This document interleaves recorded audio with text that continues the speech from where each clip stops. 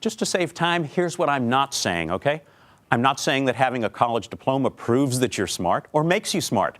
I'm not saying that not having one means that you're stupid or uninformed.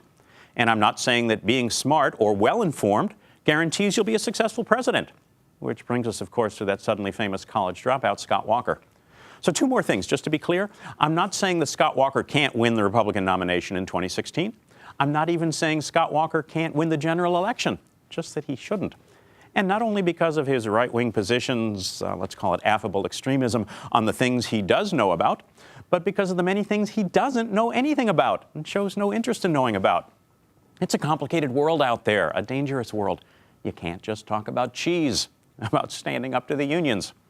Now, people are saying that his punting on that final softball question about evolution when he was in London last week, they're saying it made Scott Walker look ridiculous, cowardly. I say no. Scott Walker was looking ridiculous and cowardly long before they ever got to that evolution question. Or evolution question, as some of the Yahoo chorus have been pronouncing it, to poke fun at the event's BBC moderator. Because after all, nothing shows how worldly wise you are like mocking the way the English speak English, right? Anyway, I watched the entire live stream of the Chatham House event. Walker's short and virtually substance-free speech, except for cheese, of course, and then the 45 minutes of bobbing and weaving during the Q&A. Embarrassing. Accepting an invitation to speak at an international affairs think tank and then refusing to talk about international affairs?